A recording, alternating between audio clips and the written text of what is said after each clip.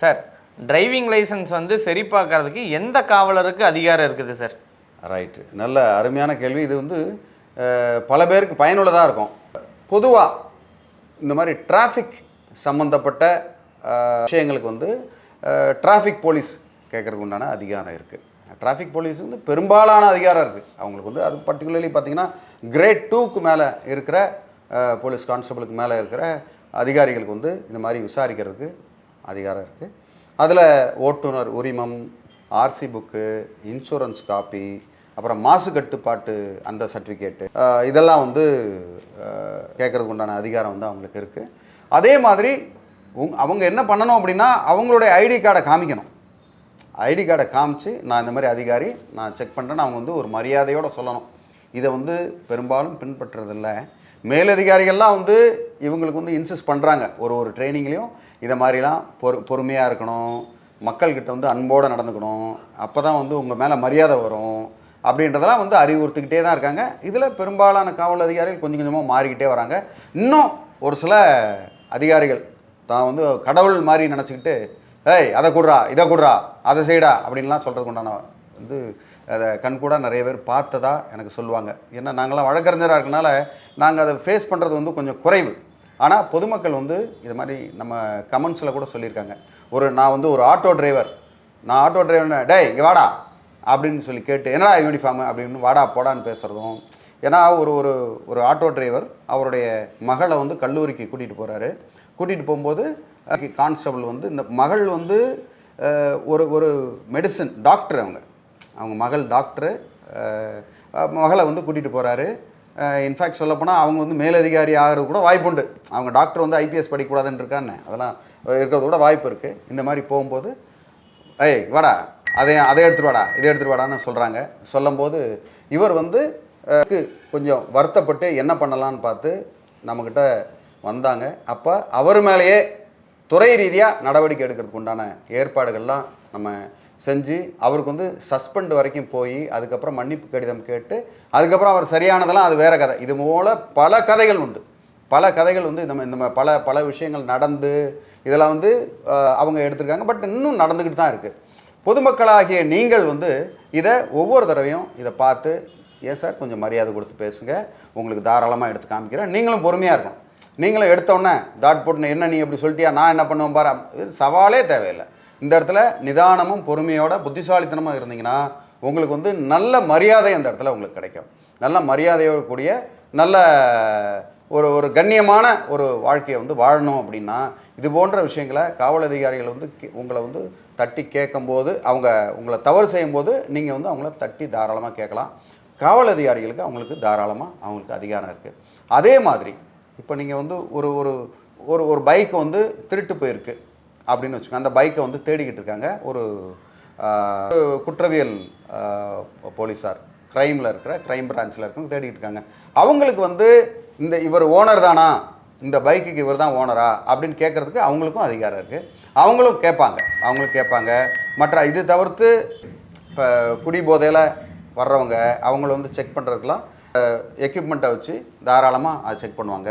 அதில் கூட பல பிரச்சனைகள் வந்திருக்கு. இந்த பைப் வந்து வேறு ஏதோ ஒருத்தர் வாயில் வச்சு உறிஞ்சது, அதை நீங்கள் வந்து எனக்கு பண்ணீங்க, அதெல்லாம் வந்து கேட்குறதுக்கு உங்களுக்கு எல்லா வித அதிகாரமும் இருக்குது.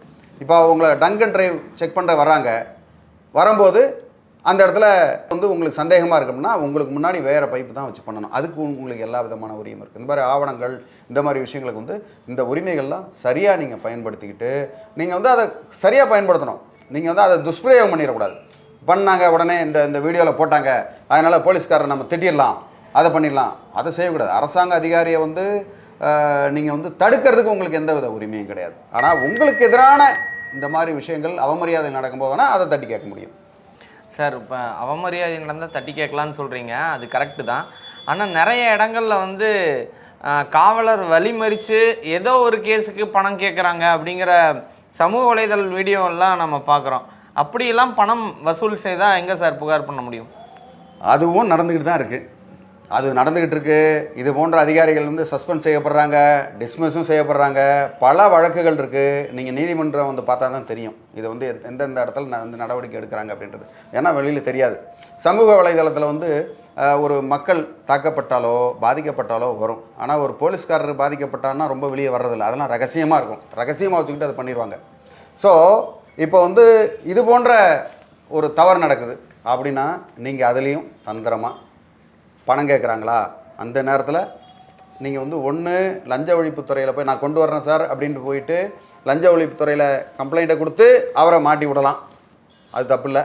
ஆனால் வேறு வழி இல்லை, இப்போ நீ கொடுத்தா தான் நீ போகணும் அப்படின்னா அந்த மாதிரி நேரங்களில் நீங்கள் வந்து யாராவது 2 பேர் இருந்தீங்கன்னா ஒரு வீடியோ ஆதாரமோ இல்லை வேறு ஏதாவது ஆடியோ ஆதாரமோ ஏதாவது ஒரு ஆதாரத்தை வச்சுக்கிட்டு இந்த மாதிரி கேட்டுட்டாங்கன்னு அந்த ஆதாரத்தை பயன்படுத்தி நீங்கள் அவர் மேலே மேலதிகாரிகிட்ட கம்ப்ளைண்ட் கொடுக்கலாம். லஞ்ச ஒழிப்புத்துறையில் கம்ப்ளைண்ட்டை கொடுக்கலாம். கம்ப்ளைண்ட்டை கொடுத்து அவருடைய வாழ்வாதாரத்தையே கேள்விக்குறியாக்க முடியும் உங்களால். உங்களுக்கு வந்து உங்கள் ஆயுதம் வந்து உங்கள் புத்திசாலித்தனம் தான். அந்த புத்திசாலித்தனத்தையும் தைரியத்தையும் பயன்படுத்தி தைரியமாக நீங்கள் இது போன்ற விஷயங்களை செய்ய முடியும். ரெண்டாவது, ஒரு சில பேர் ஃபைன்னு சொல்லிவிட்டு ரசீது கொடுக்காம கூட போகிறதுக்கு வாய்ப்பு இருக்குது. அதுவும் லஞ்சம் தான். ஸோ நீங்கள் தவறாக வந்த பட்சத்தில் கண்டிப்பாக நீங்கள் ரசீதை கேட்டு வாங்கி அதையும் நீங்கள் ஒரு இணைப்பாக நீங்கள் வச்சுக்க முடியும். அது வந்து அந்த ரசீது சரிதானா, இது வந்து அரசாங்கத்துக்கு தான் போயிருக்கான்னு செக் பண்ணலாம். ஏன்னா போலியாக கூட கொடுத்ததாக கூட ஒரு சில வழக்குகள் வந்து இருக்குது.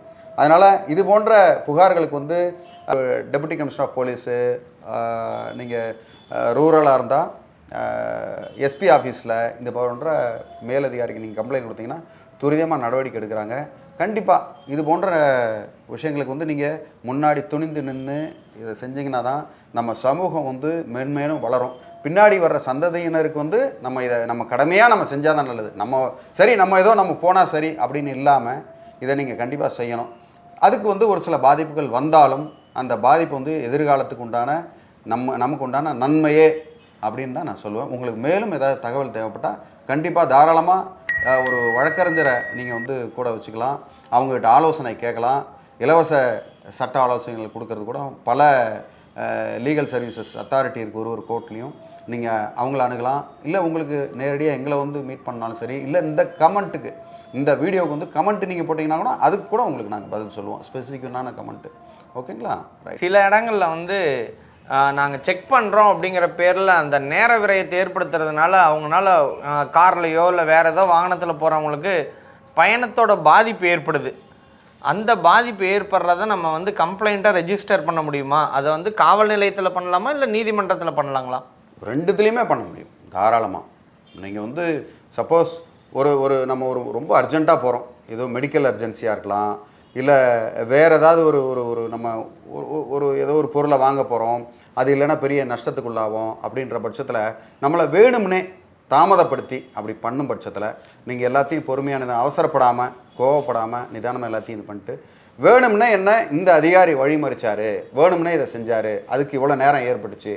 ஏன்னா ஒரு சாதாரணமாக ஒருத்தவங்க விசாரிக்கிறாங்க போனால் 1 நிமிஷத்தில் முடிஞ்சிடும். 1 நிமிஷம் நீங்கள் நிற்கிறனால எனக்கு தடைப்பட்டு போச்சுன்னு நம்ம சொல்ல முடியாது. ஆனால் நம்ம வேணும்னே அலக்கழிக்கிறதுக்காக அரை மணி நேரம் 1 மணி நேரம் 2 மணி நேரம் வேணும்னே நின்று நீங்கள் போங்க, எல்லாம் கரெக்டாக இருக்குது, எல்லாத்தையும் பார்த்துட்டு எல்லாம் கரெக்டாக இருக்குப்பா அப்படின்னு 3 மணி நேரம் கழிச்சா 3 மணி நேரம் தண்டனை உங்களுக்கு. 3 மணி நேரம் தண்டனை உங்களுக்கு வந்து பொருள் நஷ்டம் மற்ற எல்லா நஷ்டமும் வர்றதுக்கு உண்டான வாய்ப்பு இருக்குது.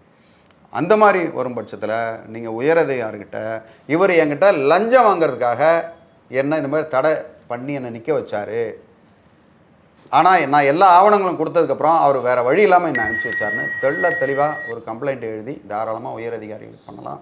உயரதிகாரிகள் நடவடிக்கை எடுக்காத பட்சத்தில் நீங்கள் வந்து நீதிமன்றத்தை அணுகி ஒரு நல்ல வழக்கறிஞரை வச்சு அவர் பேரில் வழக்கு பதிவும் நீங்கள் செய்ய முடியும். அதுக்கு வந்து அவங்க பேரில் துறை ரீதியாக நடவடிக்கை எடுக்கலாம், சஸ்பெண்டு செய்யப்படலாம், இல்லை வேறு ஏதாவது டிஸ்மிஸ் கூட. இது மாதிரி பல வழக்குகள் அவர் பேரில் இது மாதிரி ஒரு 4 கம்ப்ளைண்ட் வருதுன்னு வச்சுக்கோங்க. இப்போ உங்களை மாதிரி ஒரு 4 பேர் இருக்காங்க, 4 பேர் வரிசையாக ஒரு கம்ப்ளைண்ட்டை கொடுக்குறாங்க.